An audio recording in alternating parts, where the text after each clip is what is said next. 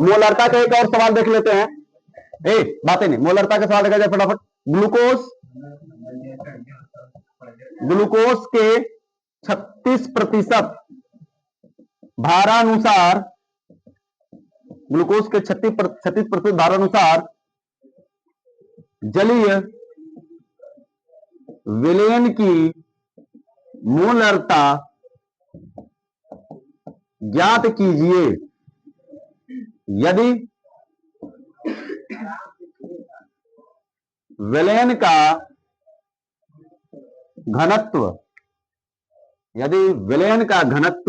1.26 ग्राम प्रति ml है।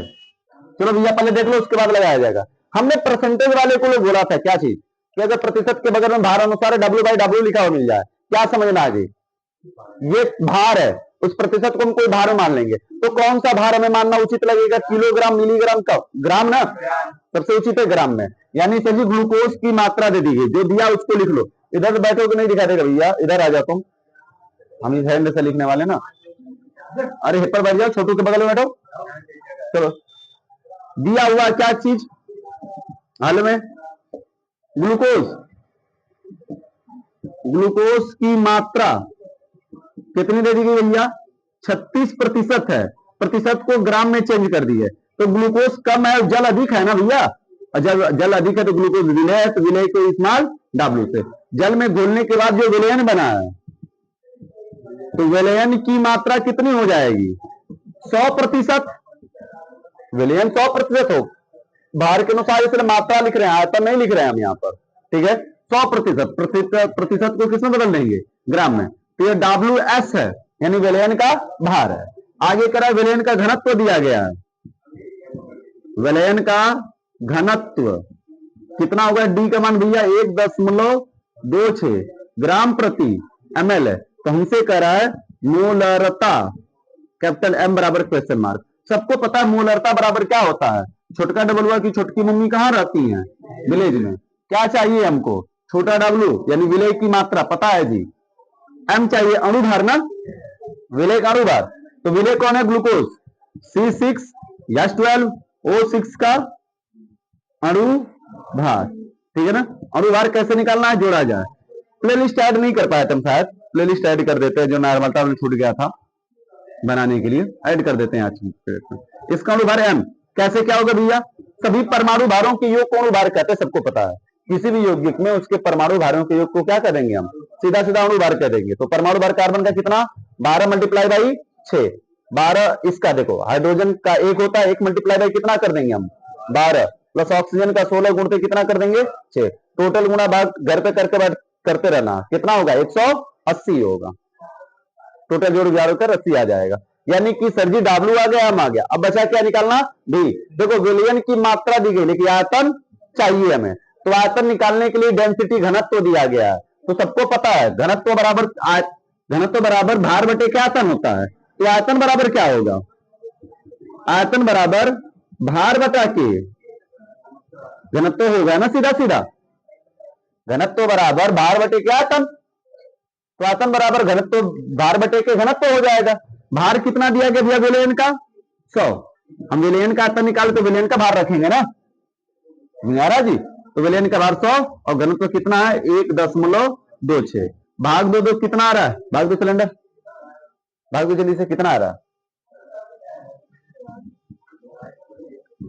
विलयन का आयतन V इज इक्वल टू 100 में 1.26 से भाग दिया जाएगा। इतना खतरनाक पासवर्ड रखा है लड़का, वाह।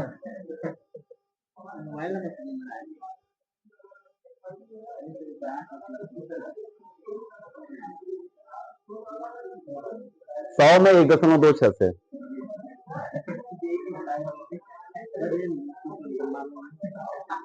और 26 से नहीं, 1.26 से इतना चंडाल। 1 लिख रहा, 1.2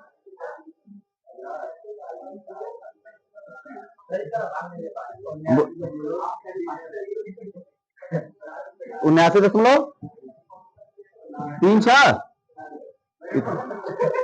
300, ठीक है भैया। यह किस में आएगा? ml में, क्योंकि यहाँ पे किस में दिया भैया? ml दिया तो ml में आ गया। लेकिन हमको चाहिए किस में? लीटर में। तो लीटर में बदलने के लिए कितने से भाग दे देते हैं? 1000 से 300 बटे के कितना कर देंगे? क्या यह काम हमने उसमें नहीं करना सिखाया था क्या? नॉर्मलता में सिखा दिया था सारा कुछ प्रोसेस। सीधे उठाकर वैल्यू में मान पुटअप करते फार्मूले में पुटअप करो, क्या आ जाएगा? सूत्र दिया गया है कैपिटल M इक्वल टू छोटा W बटे के छोटा m बटे के भी इन लीटर में। W का मान कितना है भैया? 36 बटे के m का मान कितना आया? 180। v का मान कितना आया? 79.36 डिवाइडेड बाई कितना हो जाएगा? 1000। ये ऊपर ये बीच में, तो m इज इक्वल टू 36 गुणते 1000 बटे के 180 गुणते 79.36। हल कर दोगे, जो मान आएगा वो हो जाएगा मोल प्रति लीटर में।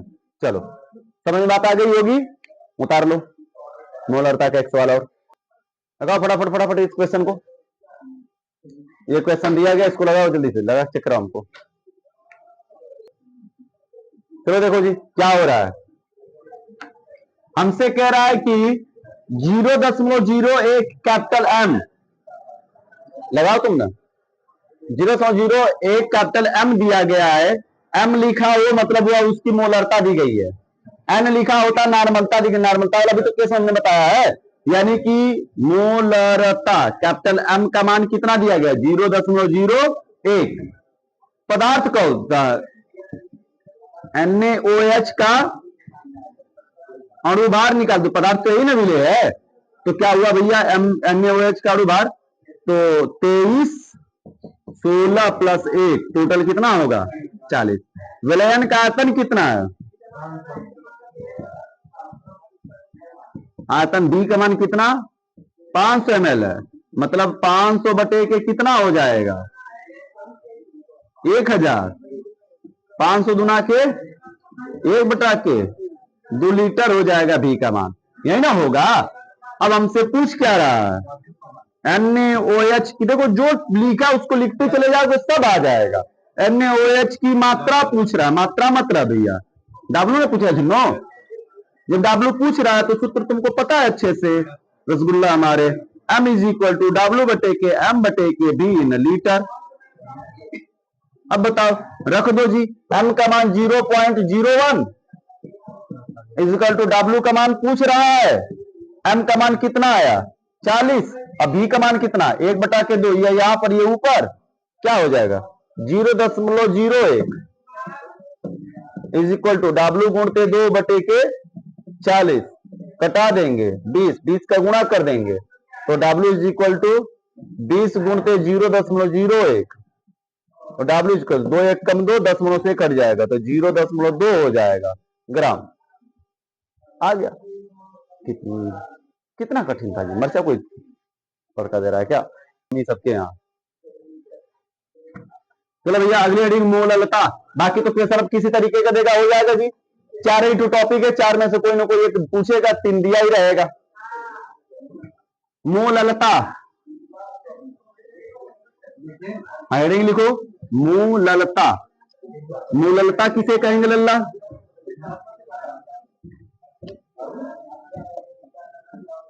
फार्मूला हम लिख रहे हैं, परिभाषा तुम लोग बताओगे।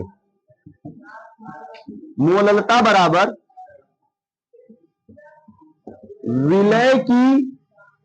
विलय के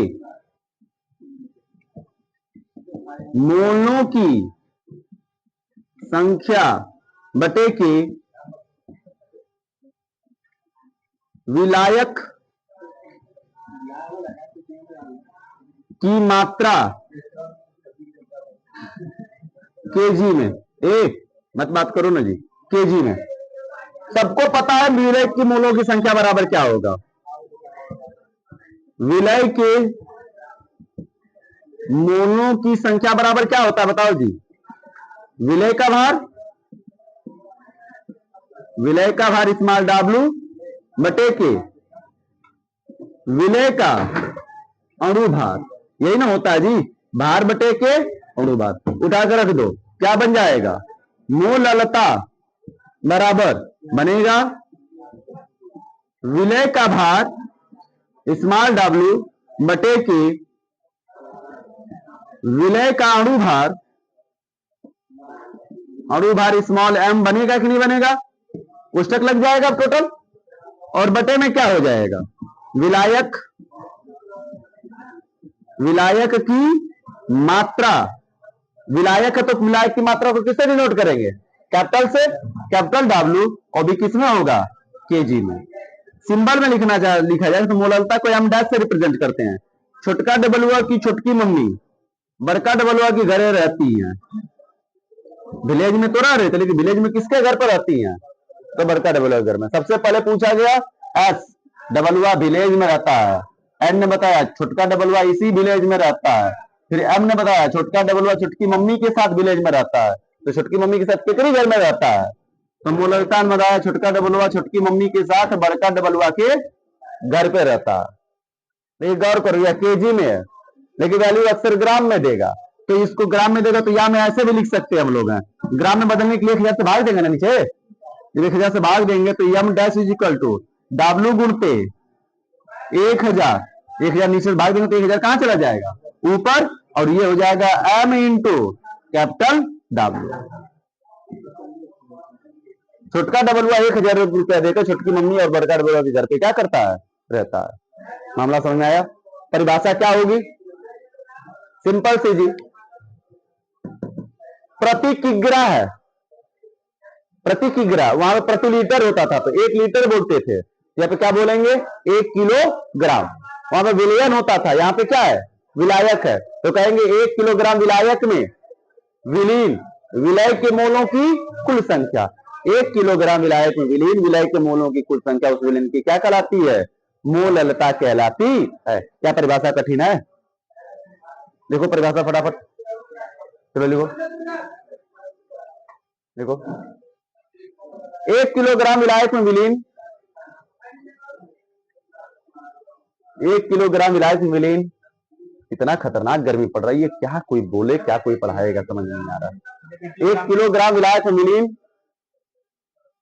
विलीन विलय के 1 किलोग्राम विलायक में विलीन विलय के मोलों की कुल संख्या 1 किलोग्राम विलायक में विलीन विलय के मोलों की कुल संख्या उस विलयन की मोललता कहलाती है। उस विलयन की मोललता कहलाती है।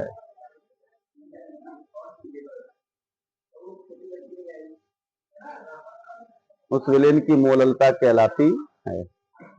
हो गया? मोललता को स्मॉल एम डैश द्वारा प्रदर्शित करते हैं।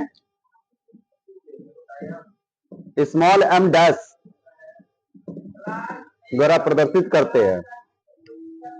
उतार लो पूरा फार्मूला।